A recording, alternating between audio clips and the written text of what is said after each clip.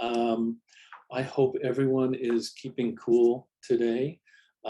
So kind of settle back and let's enjoy the next 90 minutes. I'm really looking forward to seeing some great pictures and hearing, I'm sure, some good stories and learning a lot. So tonight's presenter or guest is photographer Meryl Meisler, pardon me. She was born in 1951 in the South Bronx and raised in Long Island.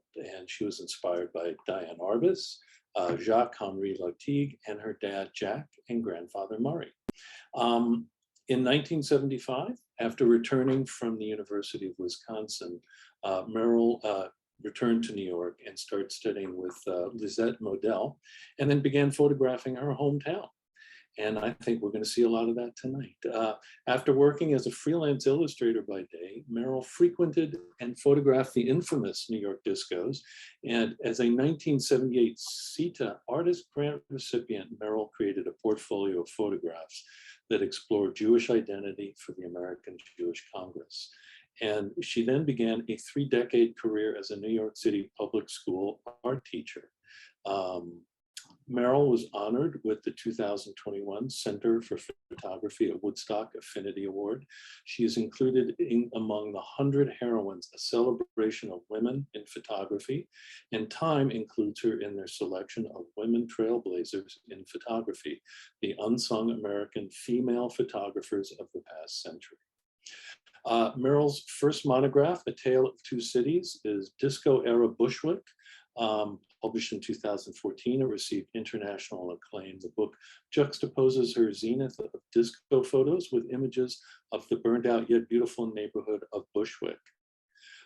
Brooklyn in the 1980s, her second book, published in 2015, contrasts intimate images of home life in Long Island along New York City street and nightlife. And her latest monograph, New York Paradise Lost, is the Bushwick Era Disco, published in 2021.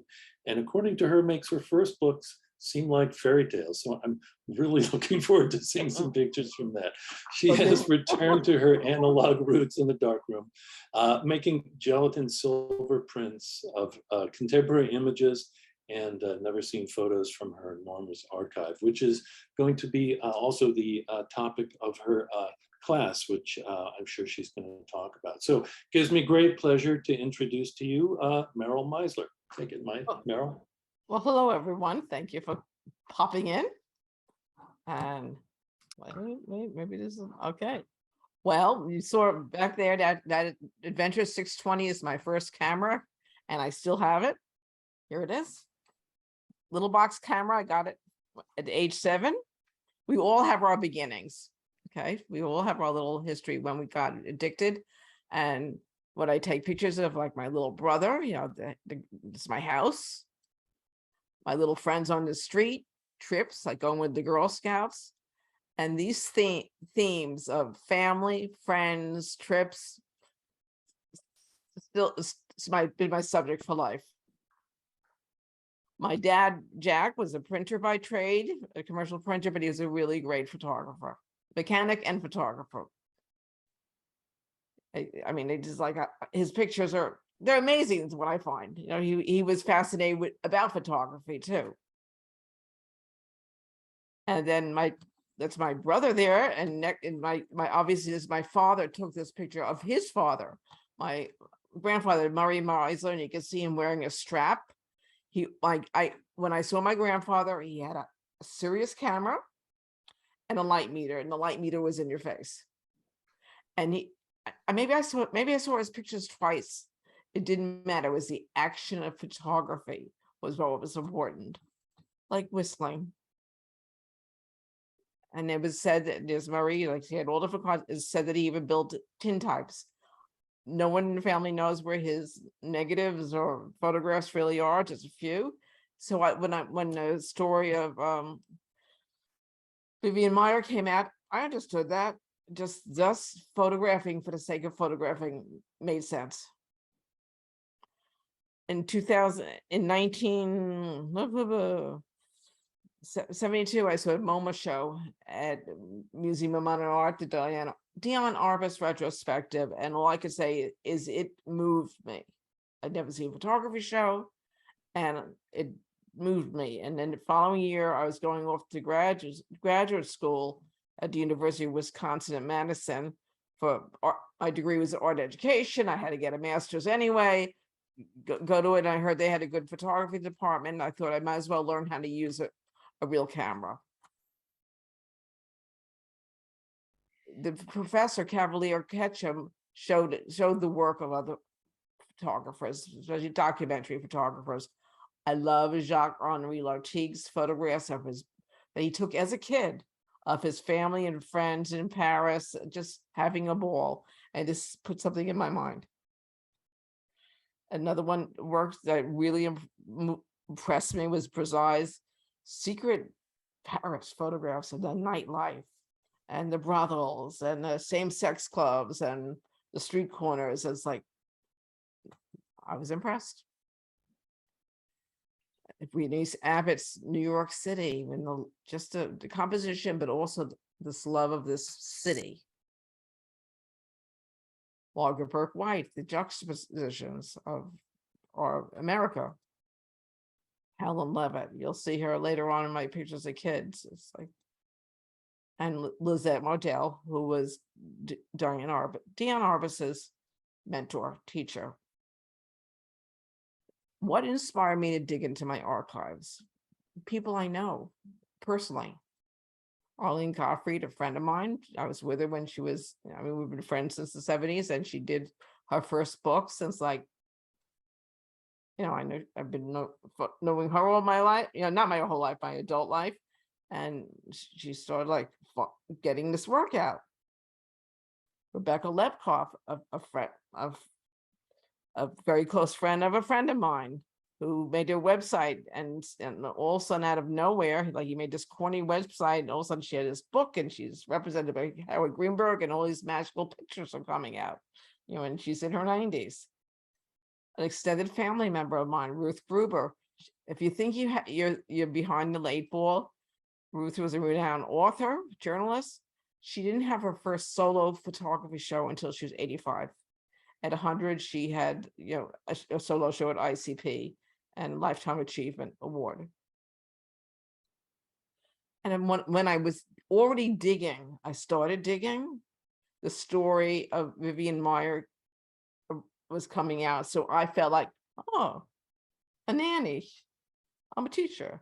Unseen work. I'm doing this. It's like it was inspiration to keep looking.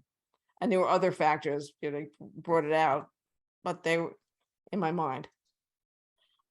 When I got my first it was 35 millimeter in 1974. I got a 2 1/4 single lens reflex, and my instinct was like Lartigue, photograph my family and family friends, because they were really, I knew them best, and they were really funny and loved me. So this is Rosh Hashanah, 1974. Dad, Mom. Oh, sorry, Vivian, go back. For that first semester at school, I went back and I wanted to do self-portraits, go up in the attic and get my tutus. Dancing with Mom. And my teacher in Wisconsin looked at my negatives, and first he said, what are these places? I've never seen anything like this. I said, what do you mean? The decor, this and that. I said, everyone's homes looks like this. This is where I come from. And explained, it's archaeology. There's a plate of Moses. Look at this. It's Mona Lisa and Rembrandt, and it tells something about a place and a time and what people collect. Dancing went up in the attic, got my ballet outfit. Girl Scout uniform, donned my braids that were cut and saved in a plastic bag.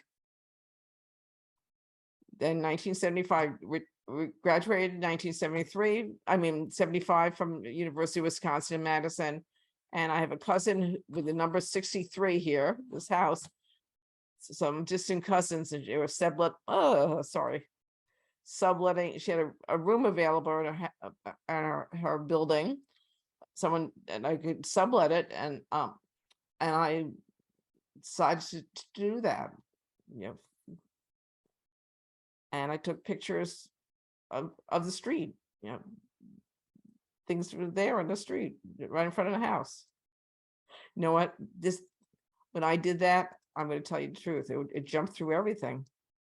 It went out of order. We did some fixing beforehand, but I could talk. So this is literally the street, the house where I lived, and you'll see these boys playing, and I was photographed what I saw right in front of me all the time. Same building, the tree in front of the house. My cousin still lives there. The tree is still there. Some branches are gone. It feels like the same time and place. And I was also going out at night, like CBGBs and places like that. I'm going to tell you the truth. Before we went on here, I did a little change on my slideshow, and something weird happened. Okay. I was also like a night going in what can I say? Besides going out at night, I was a waitress in go-go bars. And I was real surprised to find this self-portrait. And sometimes I'd bring my camera with me to the go-go bars. And I was there, they knew me. In 1978, 79 was the only time I made a living as a full-time photographer. I was an illustrator before that. And I got a grant from CETA, Comprehensive Employment Training Act. And I was a photographer for American Jewish Congress, documenting Jewish New York. And my personal project was photographing and learning my family roots. And for my volunteer work, I volunteered to teach. I taught photography to kids and also to homebound handicapped adults, because my undergraduate degree was in art education, but I was scared to teach. I needed more confidence. And so for example, this is something my view of Jewish New York, or Lower East Side Street Festival, right, where Peter went to school right around here, Peter, just near Seward Park. But some of the things I photographed then that I didn't even understand until recently, and I printed it, was like these ladies on the street. At the time, they did not seem Jewish enough for the American Jewish Congress archive, but yet they so are. Or they're so Lower East Side, or it's so much their time and place, or they're just so wonderful. So for the AJC, I went to Williamsburg, the Hasidic neighborhoods. And when CETA ended, I was unemployed. It's like I got used to having a steady paycheck. Now, freelancer life, I didn't have the stomach for it. So I became a teacher, and I stayed teaching for 31 years, a New York City public school art teacher. I also taught photography, art photography, and I even was a national award-winning teacher. But throughout that time, because what I love to do, I did bring a camera with me to work. I photographed going to school, going back, maybe sometimes in school. So when I was retired in 2010, I was like, this is my time. And I I showed all along. I applied for grants, I got grants. I always never stopped being active as an individual and working with mixed media as well. But it wasn't until 2014, I'm in a restroom at a drag burlesque bar in Bushwick. Well, I literally had an epiphany in a restroom that I knew, and it's a long story, it's explained in my book. I could spend an hour telling you about it, that my Bushwick and disco work belong together because these two worlds collided for me. And that the opportunity to show in a basement of a bar in drag burlesque bar in Bushwick was the right place to show these two bodies of work. And lo and behold, that bar ended up becoming my publisher. It was amazing. Well, of course, the bar owner himself is a film director, and he works with raw talent. I mean, he understood my work, and we did this in record time. John Stefan Sauver, the owner of Bazaar, who's also a filmmaker, had the idea to do a book. I thought he was absolutely nuts because we were having to show. He tells me this in February, and the show was in June. We did it. I think it takes as much work to. Actually, you wanted to just show my photographs of Bushwick. I said, well, I want to tell you, they belong with my disco work. He said, I said, long story, they go together. It's like, what? Your disco work? I said, yes, I photographed, I went to and photographed the discos, and this work belongs together. And he said, well, can I see them? I said, well, I'll have to find them and scan them. I've never shown them to anyone. So and I started showing my idea of like my pictures of the disco. There's my friend Judy Jupiter. We went to the clubs together.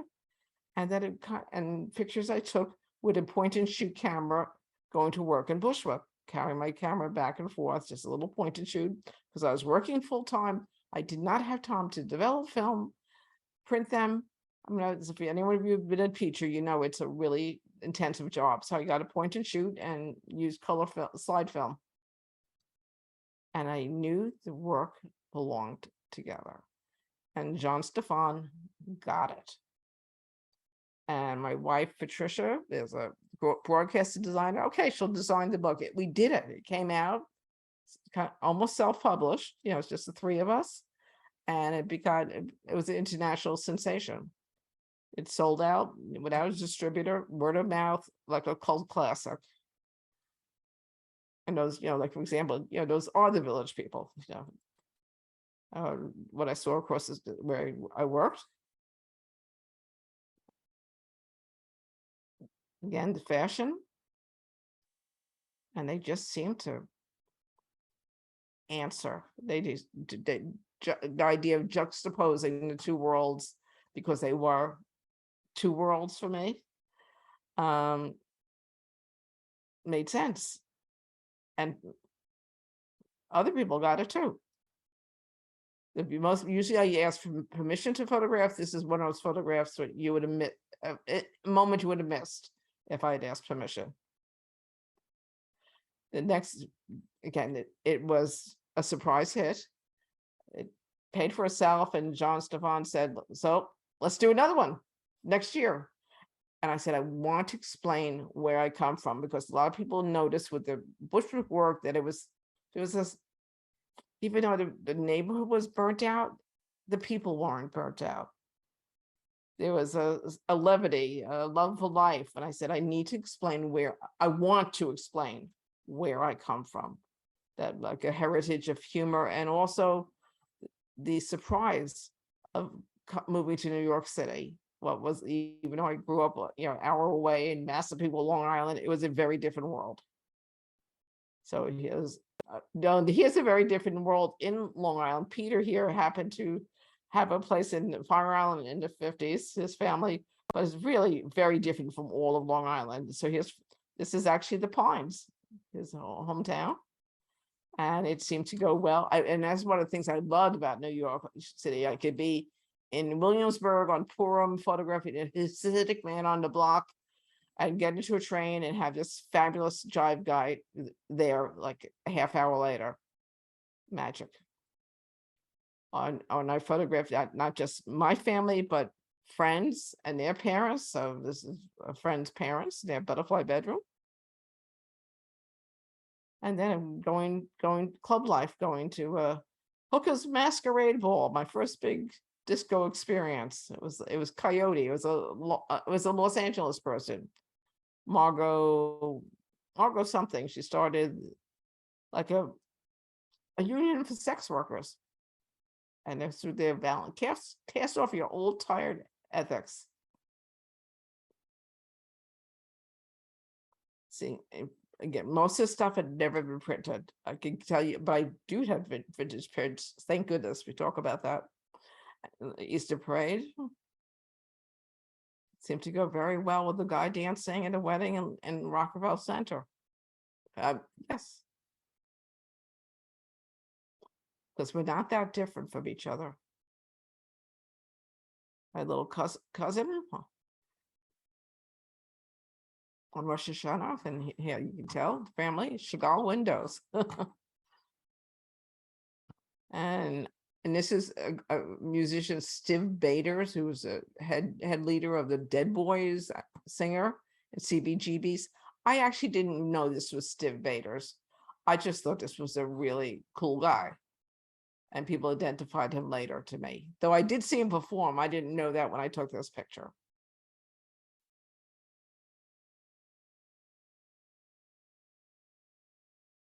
Most recent book, there was so much in this series that I first of all, I didn't think the first book would really come to be.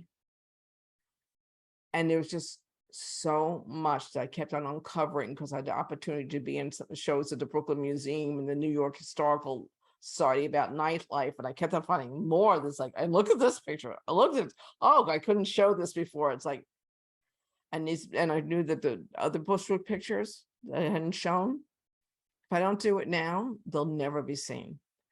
And I wanted this one to be different because you'll see there's photographs of school itself, because I wouldn't have been there if I wasn't a teacher. I wouldn't have known this kid if he wasn't from my school. And that's me and my little camera. And this is a self-portrait. I didn't even know it until I looked at the slide and it has my birth date on it. So like, oh, look closer. And there I am. And sometimes I didn't realize I was taking self-portraits or recall it. And so mostly I was photographed going to work. And the paparazzi, this is a very famous, Ron Galella, a very famous paparazzi.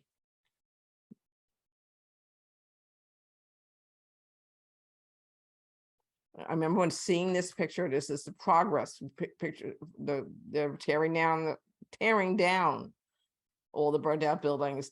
And I saw this and I said, Ansel Adams would have taken this picture. So I signed out of school, went with my little camera and photographed, took this picture. And just my ode to Ansel Adams. Just for your information, there's a building here in the back. It's like a police station. I don't know if you see my mouse, but there was a Bushwick burnt down in the summer of 77. It had many fires, but in summer of 77, there was a major blackout. Let's hope you don't have one there in LA. And there was a lot of looting and fire, and it happened in this neighborhood called Bushwick. I thought I'd never end up. And then a month later, some kids were playing in a knitting factory, and they were throwing matches, and there was flammables, and so the acres and acres of city blocks burned down. It was the biggest. It's called the All Hands Fire, the largest fire in New York City history, modern history, until 9/11. So comparing Nicole with her silver boots, so sometimes they compare in terms of gesture, composition, or just so different. Pussy and Dick, famous porn star, the guy on the right, who Mapplethorpe also photographed. This was in my show I had a show. I'm represented by Clamp Art Gallery, Clamp in New York City, and I had a show, and 3 people whose family is in this picture showed up. And they're like, that's my father, that's my uncle, that's my cousin. They were related to everybody in it. And one of the girls said, Meryl, I was Miss Meisler, I was one of your students. I didn't recognize her. It was like, a couple of decades later. And the thing I like when people find their work, so far, 100% of the people who found themselves in their pictures are really happy about it. And that really pleases me. Picasso de Lafayette, who hung around with Andy Warhol and Salvador Dali, and of course, as a trans woman of color, kind of disappeared.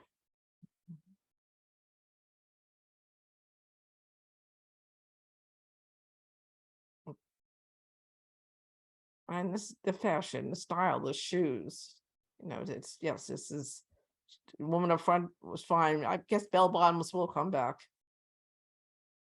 And the kids, they were really, the neighborhood was burnt out. They were so fashionable, the kids. So they would make fun of me because I didn't wear designer clothes.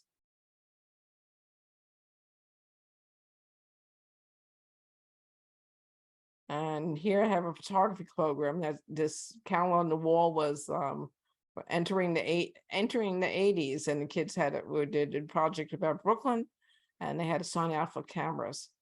But I always incorporated reading and writing because I know as an artist how important it is to be able to speak, read, write, express yourself.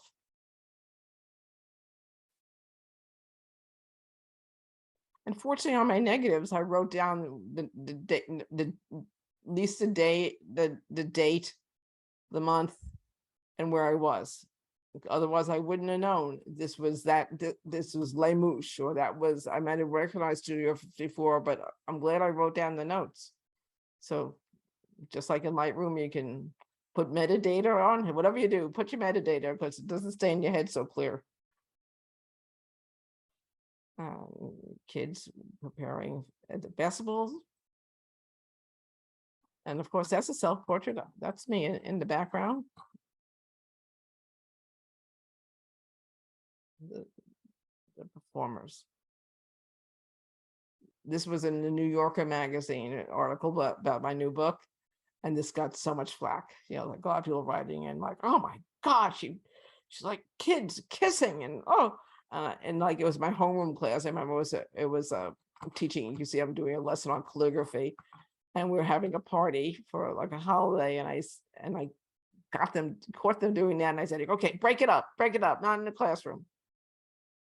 But I'm glad I snuck that little picture. They look so cute.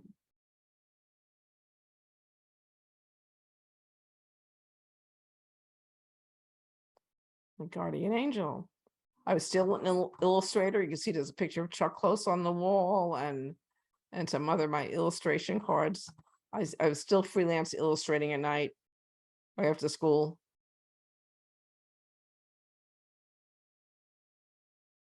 A white party, theme party. Love it, the facial gestures are the same, the stance. Okay, Infinity Club.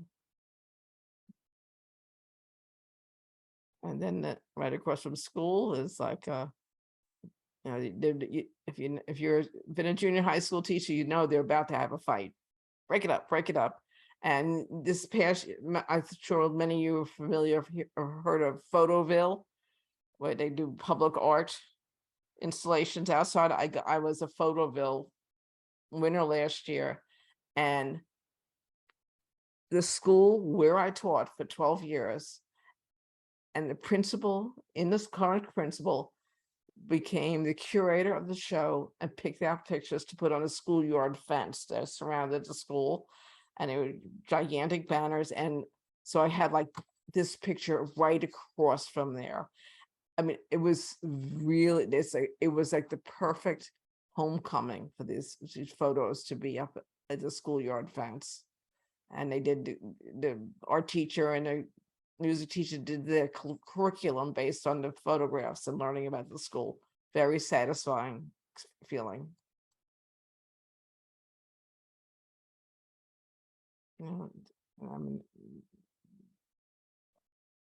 Obviously the basketball court. Dancers, famous Gigi Barnum.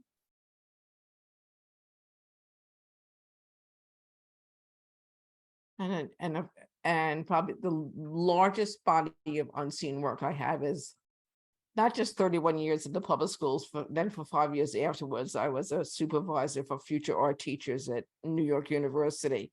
And I'd bring my camera to take pictures of them, student teaching, for their portfolio. But I also I was doing it for me.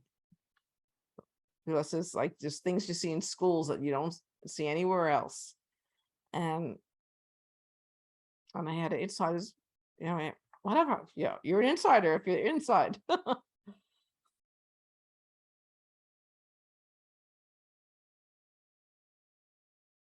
don't know if it was lunch duty. But what's sad about this is, look at the bottom right-hand corner, the t-shirt the boy's wearing says, stop killing the Black youth. It's not a new thing. It's like kids were, it's an American tragedy. And always, thank you note, award-winning teacher. I got a major teaching award, and the newspaper was coming that day, and a photographer, and I open up the room and there's a love note on the floor. Mrs. Meisler is a bitch. They took the paint that was used in the classroom and wrote a message.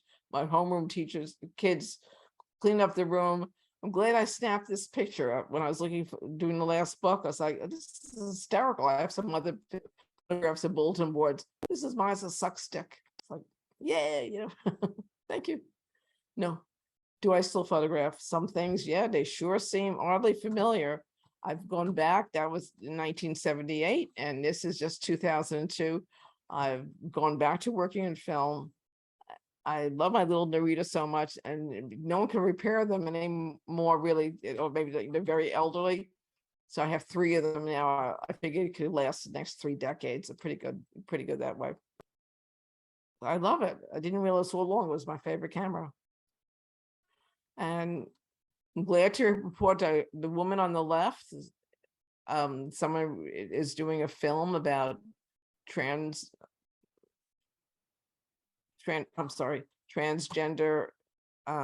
performers back in the 70s, and this person is still alive and well. That's a little miracle, and didn't have any photographs of them, and I let them use it in the film. And here's a place, this, like last year, the House of Yes in Bushwick. That was also part of the connection, that Bushwick has become the hot light life area, whereas then you wouldn't even think of it going out there during the day. During our 2020, it's in 2015, when Sassy 70s, I got Stephen Casher Gallery decided to give me a show. I was represented by Stephen Casher, and he only loved my gelatin silver. That was what he was really into. He showed vintage work, and we had to send out some images that had never been printed. And I decided I wanted to learn how to print again. And because this is the way the work was always meant to be seen, I started taking photo 101 all over again, and using the dark rooms at the Center of Photography Woodstock, and the community school across from where I live, Fashion Institute of Technology, and keep on taking photo 101 so I could use it. But in the pandemic, we know what happened. Everything closed down, and I was represented by Clamp Gallery already. I was going to have a show in a couple months, and like, how am I going to print? Okay, necessity, mother of invention. I got out the books, from Ansel Adams, how to design a darkroom, and I made a darkroom in my basement. I didn't personally make it; I designed it, and it has someone else. And am I still photographing? Here you go. Yes. And developing film.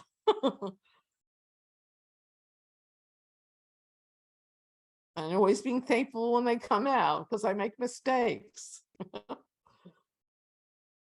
I saving the test strips, like I'm into it. I actually think they're beautiful. The prints are beautiful. I'm better now than I was. Like I said, I've been showing all along. Knock on wood, in the last year and a half, I've had 7 solo shows, and coming up next June, I'm thrilled to announce I'm going to have my first solo museum show in Maine. Take it. So just keep doing it. And so I had a show it just closed a few days ago in Vichy, little Quirky Vision. It was fantastic. And one that's taking it down this week in Fire Island. And that's in Vichy, France. And the installation is beautiful opera house, and I've never had so many photographs on display, and what a lovely thing to be invited out there. This is the time of my life. Being on national television, it's like, okay, so what a surprise for things that haven't been seen. And Fire Island, the pictures are in a little, just like, don't be a snob. It's like showing it in alternative spaces has certainly changed my life and career. If I didn't show in that basement of the drag burlesque bar, like nobody would know.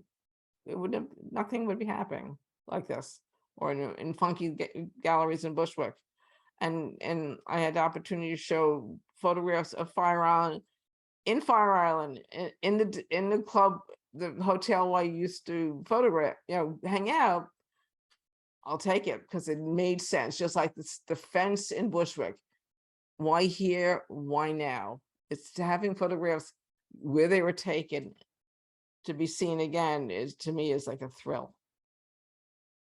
What am I working on right now? Well, you see, I'm still developing film, right? I told you all that, right? I've been also still digging into my archive at the same time, because I know if I don't do it, no one else is going to do it. And there's photographs from Mardi Gras, kids on the street, the neighbors, the people on the subway, more of New Orleans, early pride parades. This one, because I was doing an article about pride marches, and I scanned this photograph, which I've never printed, and I showed it to some people. And Paul Moakley, who's an editor at Time Magazine, he said, "Oh, that's Martha P. Johnson." I said, I had no idea. Even 2 years ago, I had no idea this was Martha P. Johnson. It was 3 years ago. It was for his 50th anniversary of Stonewall, or the Pride Parades, some 50th anniversary. And I photographed her then, and I selected it now because I saw a beautiful person. And what a surprise to know that it's actually Martha P. Johnson. And how quickly technology changes, right? Just New Orleans. But also more recently, because I was meeting the director of this museum to consider giving me a show. And he wanted to see my vintage work. So I dug out my earliest 5x7s. Print your work archivally. If I didn't do it then, I wouldn't have this. Print your work in archival and keep it in safe position. It's my little 5x7s. And sorting it out and seeing what I have. I wanted to go through my archival prints first. The ones that were not archival, vintage, that's the right word. Archival vintage prints. And so sorting them out, signing and dating them if they weren't signed and date. And this is actually where I'm sitting right now talking to you on that chair. This is like 2 weeks ago. And really, though, get the label, put them in and organize them. Hard work. It'd be better to have done it all along, but at least I'm did it now, or I'm doing it now. Now this is going to be more complicated. Going through the color work, as you can see, my black and white negatives are much more organized. It should have pictures of folders. These are organized, but they're scribbled. I have to open them up.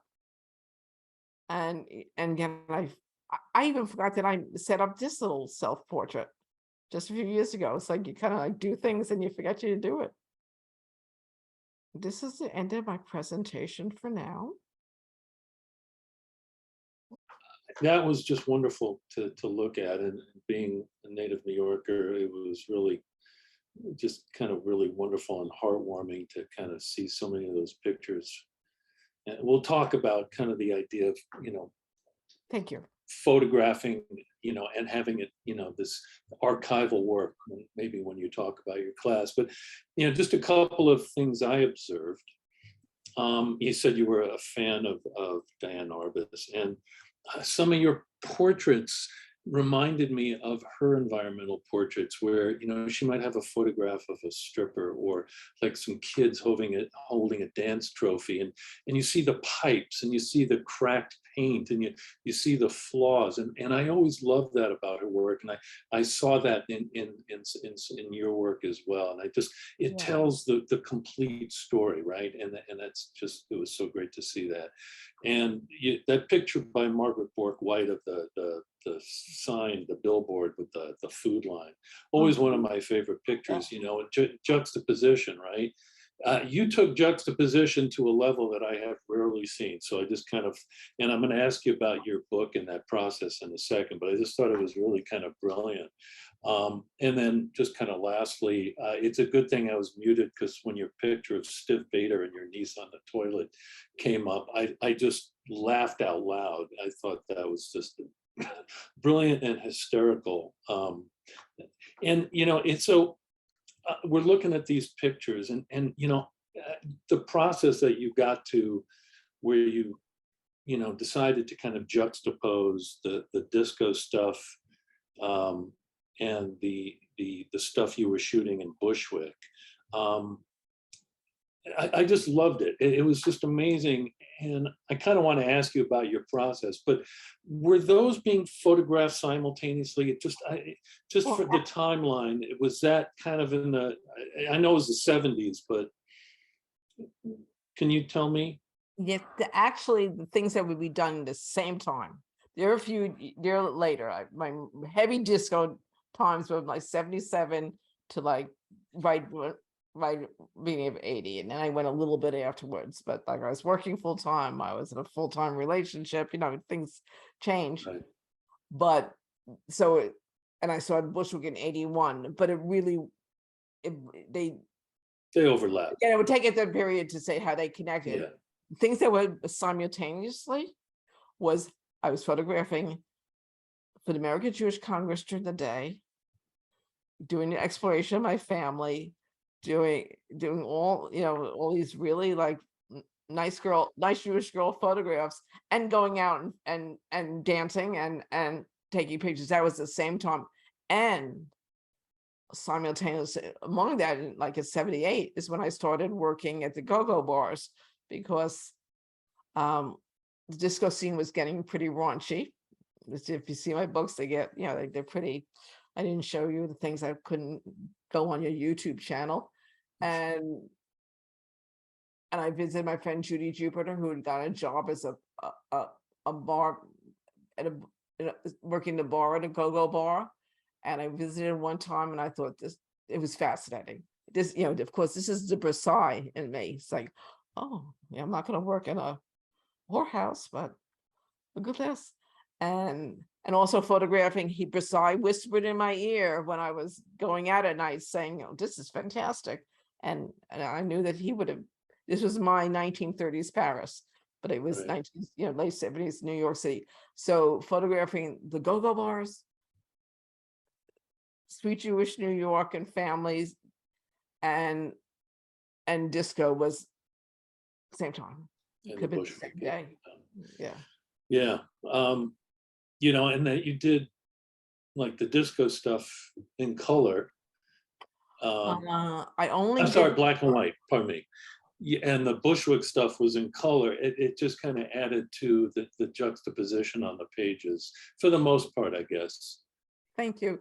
Sometimes some of the disco work is in color because, I mean, I was dancing with my camera. Sometimes I drop it. Right. And so when it was when it was in a repair shop, I brought up my 35mm with color sides film.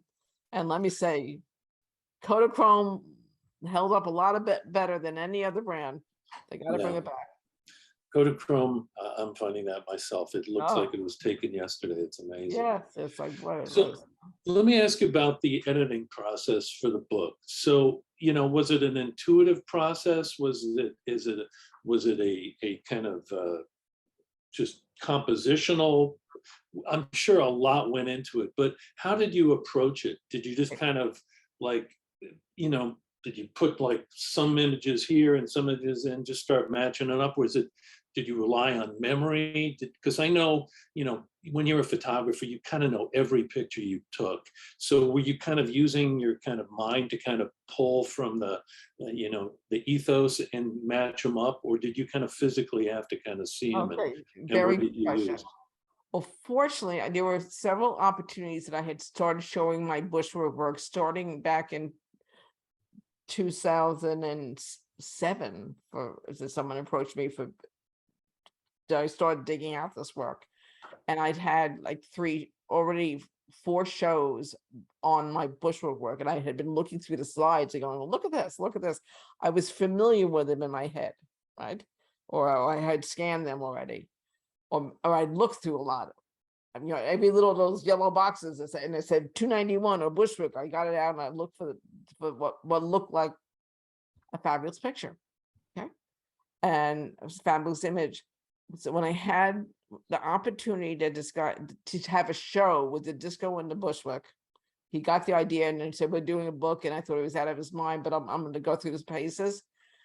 I was so familiar with my heavy hitter bushwick stuff that I was literally taking my sleeves from my my loose leaf binders of photographs with a light and looking up and go, that's a match, that's a match. I worked at record speed, scanning the ones I thought were like matches and putting them together.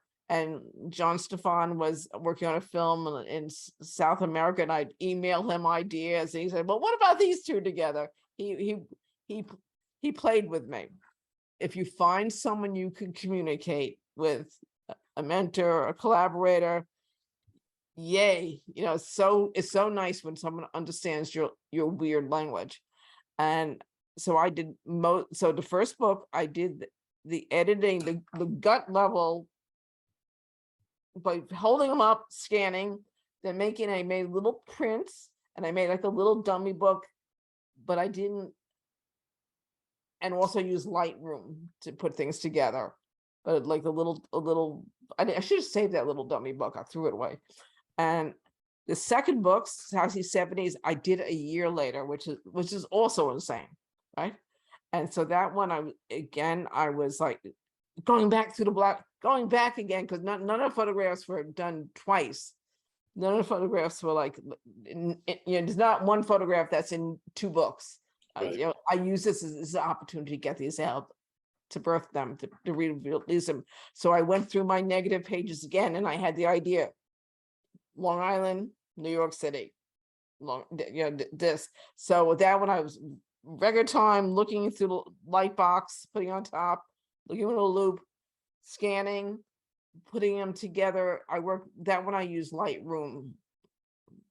The third book came later for many other reasons, and I got a better system, but I'd have to get it out of the shelves, that I actually made like a loose leaf binder that I could take it out, because I really was thinking more. It's the best edit.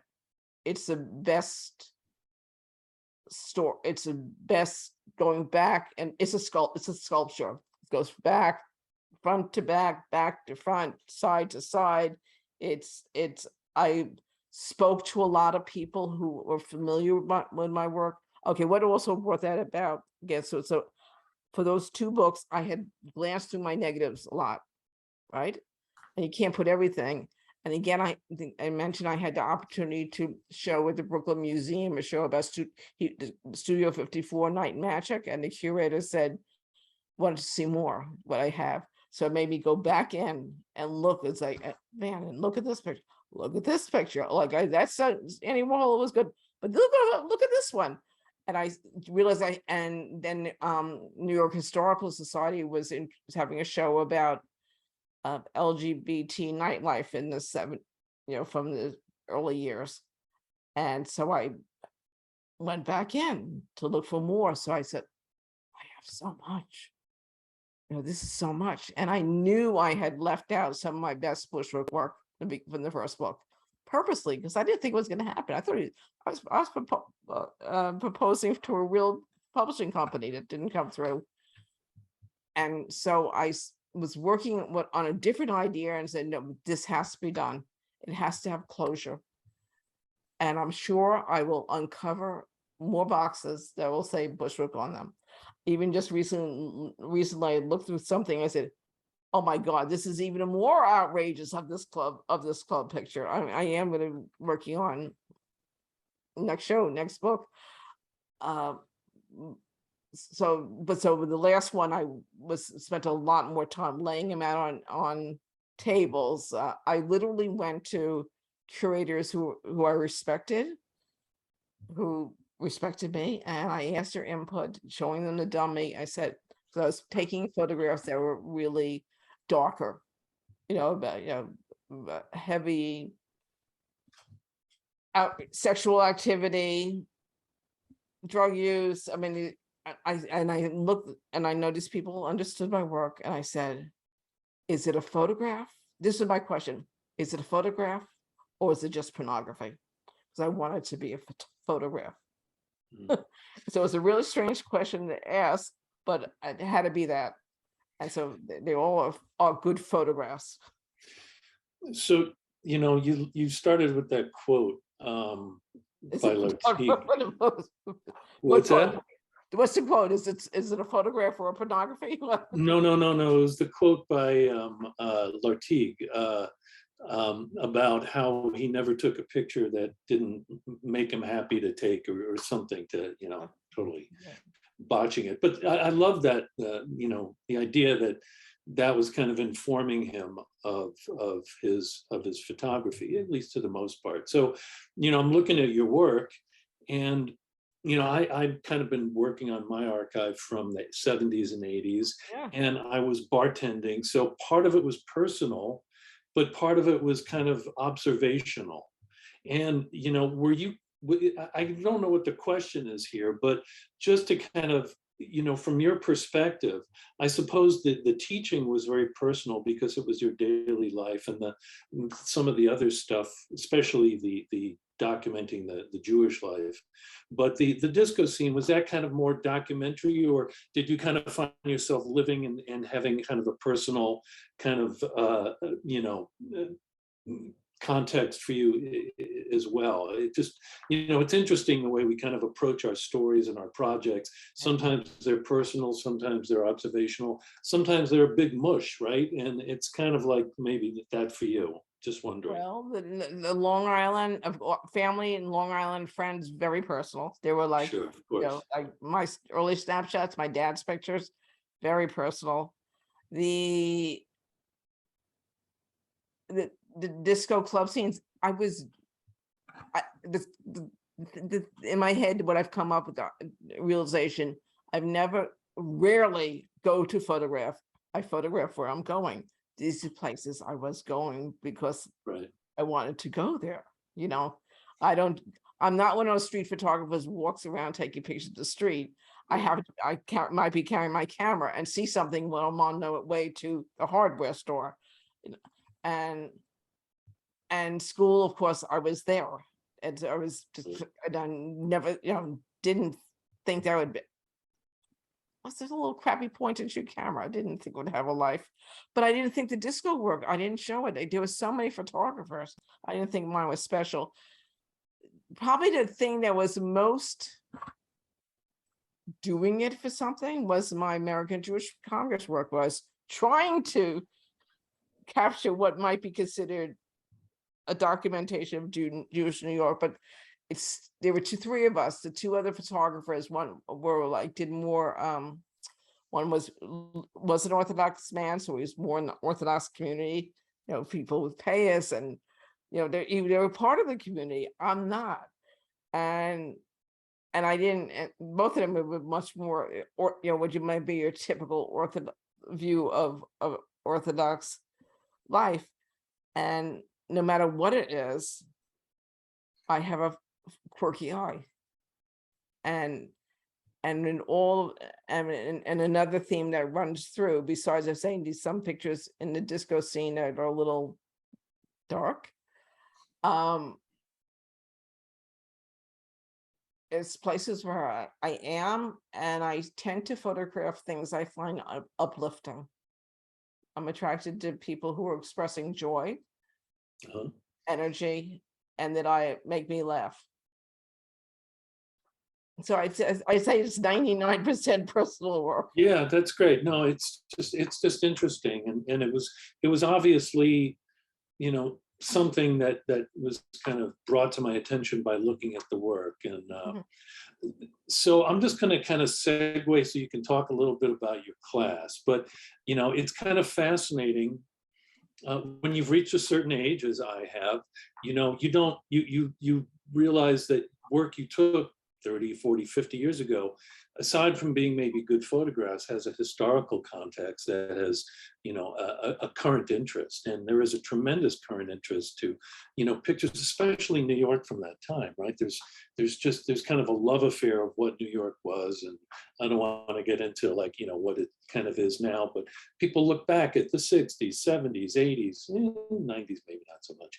And, you know, so when you're taking those pictures, you know, you have no idea of what they're going to be kind of looked back on in 30, 40 years.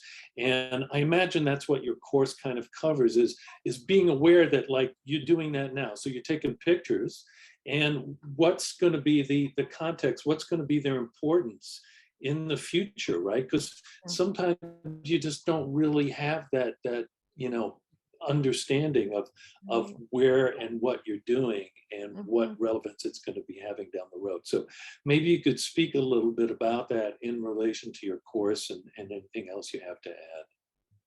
Okay, I know we're running a little bit over, but there were two No, questions. actually, we're One totally good. says, what do you use to scan slide negatives? Everyone, garbage in, garbage out. You know, I have a cheap scanner here. I use, if you want to do your stuff for print, or a large, get access to like a Imacon. Some people say Imacon or Imacon scanner. I use I rent time on a Imacon, or I'm going to say Imacon I know what scanner. you're talking about, right? Okay. And and I've used another one earlier that some kind of Nikon cool one, and it's good enough, but they're not. But the Cool scan. little $200 Epson Perfection V600. It's okay for screen, but not for print. And have I ever considered pairing my Jewish family images with other work you were doing at the same time? That's going to be Are happening. these questions you're Yeah, or in the getting Q&A. from someone else? Yeah. Oh, no, I'm sorry. Did you hear my question first? We'll get to the Q&A in a few minutes here. Well, we did the Q&A. Okay. Yeah, we're actually really good on time, so we don't have to kind of rush. But I was asking about your course, and I was Okay, asking you to well, let speak a me little bit about that, and you know, the idea that pictures you take and the historical importance and context they have years later. Okay, well, in the course, may I do the little share for the last thing, because so I won't forget anything? Sure.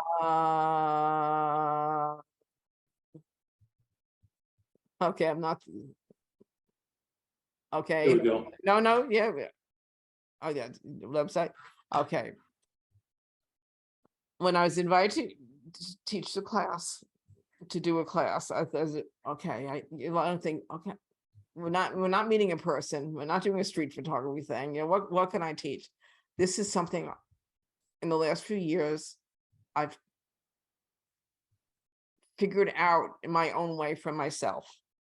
And, you know, that the process of digging through, which is very challenging, or making new work, but under how to notate it, how to go back and things that are it's like being a librarian, how to really approach looking at it is, and getting a sense. The editing process, that's so important, something that was always challenging to me. And push come to shove, I was better editor than I thought, because the things I printed it early were good. So I'm really going from these hard lessons that have really been from the last, you know, since 2010, editing, organizing, realizing that you have these bodies of work, because it's not apparent, or wasn't to me. I wasn't working besides doing the always. I was, as you can see, I was all over the place. How to get your work photo in exhibits, when you're not there yet, and then staying involved in having community. Like I said, I've always shown my work. And I think it's because I like showing my work. I like to have it physically on the wall. I like photographic communities, and getting it published or self-publishing and making it work. Because I'm telling you, my little book, 3 little books, it's like I don't have a distributor, but they get the first one sold out. The second one has like 20 copies left, and the third one is half gone. It's like they're getting out there, and they do what they need to do. Their points of life. And and yes, I give myself credit. I actually ended up doing my own backwards way, but getting real gallery, represented by Stephen Kasher Gallery, and then it closed, and now I'm represented by Clamp Art. Like, really, I didn't know I had it in me, but I learned things across the way. How to talk to a gallerist, how to approach them, how to get what to submit to, what not to, whatever it is. I mean, late bloomer, I learned a lot. And of course we make mistakes, and we get disgusted, and we mad at ourselves. And so I'll talk about that, how to pick yourself up again, and wanting people to help you. So that's something I said, well, that's something I feel, something I've taught myself recently, keep on teaching myself, and well, let me help somebody else. So that's what it sounds like it's going to be a great class. And I think Janice put the information maybe in the chat, if I'm not correct. Yes, she put the link. If anyone's interested, there's a link that Janice just put in the chat. So before we get to Q&A, we always do these 5 questions here. They are just supposed to be fun. So I'm just going to lead off with them. Just quick answers, nothing too thought-provoking here. What's your favorite book or movie? What's my favorite book? Or movie? Cabaret. Okay. Very good. I could see why. What's your favorite drink? Print? Drink. Beverage. DRINK? Yeah. Okay, I mean alcoholic drink. Well, I didn't. Could be any beverage. I didn't drink as a kid. It was milk. I didn't drink alcohol like it until Donald Trump was elected, and I went to bourbon, and now I'm more summer vodka. Yeah, hit the hard stuff. That's the only thing I'd say, because I didn't abuse it. That interesting that administration did to me. I appreciate alcohol. Yeah, I think you were not alone in that. What part of the world would you love to visit that you haven't already visited? Oh God. Well, I've never been to Israel. I'd like to go there. I'd like to go. Yeah, I've never even been to Hawaii. I mean, I'm not very well traveled. I'd like to travel more, but I'll go anywhere as long as I can come back. Okay. That's a good answer. Always get a round trip ticket, I guess. Yeah, no, as long as I can come back safely, I'll go on any adventure. All right. Okay. What profession other than photography would you have enjoyed, which is kind of interesting considering you were an art teacher for all those years? Well, I really wanted to be a successful illustrator, but I wasn't. I would just get a book or get some drawings and book. And then at one point, when I didn't want to be a teacher because it's hard, I cried a lot. I took classes in scenic painting, and I tried to get in scenic artists union. It didn't work.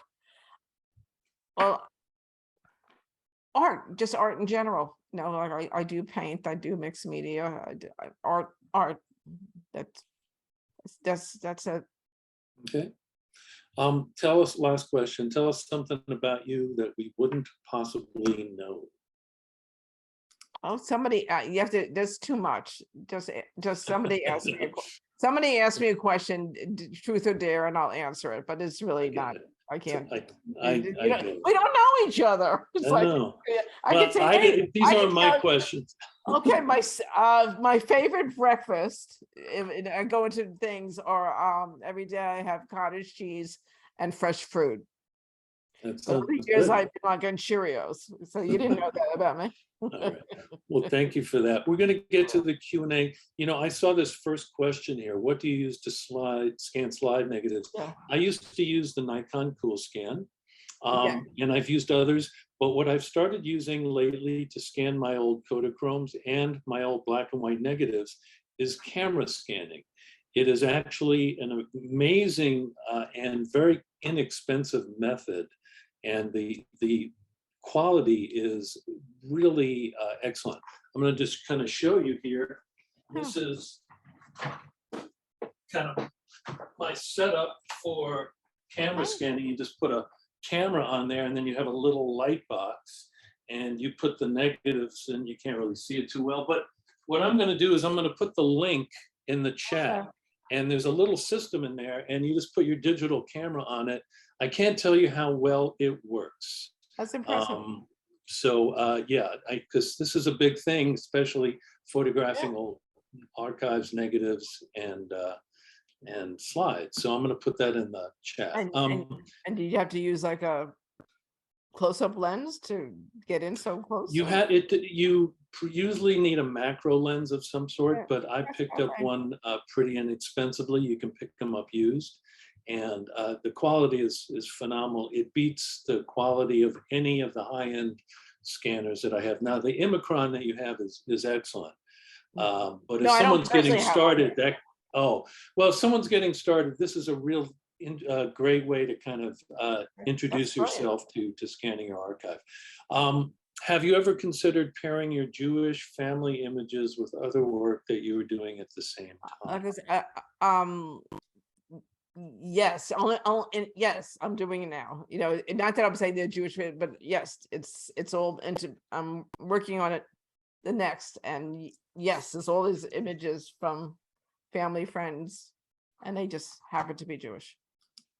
Okay, I cannot, Janice, I can't put in the chat for everyone else. It only goes to the hosts and panelists. Can you copy and put that in so that everyone Yes, can I see can. it?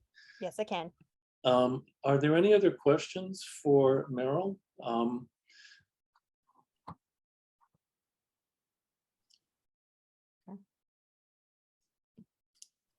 So maybe tell us about your current work a little bit. I was asking you about your current work. Are you kind of, where are you going? Well, where am I going? Well, I was At night. my question. Okay. Well, I was in the past year, I on trips. I was in Berlin because I had a show, and I messed up a lot of the film. I was in France recently. I was Cuba, but I was visiting a friend's show in New Paltz today, and I took a picture of her. You know, I just carry it along if I see something. I don't know what it is, but I have a lot of photographs. But I have purposely,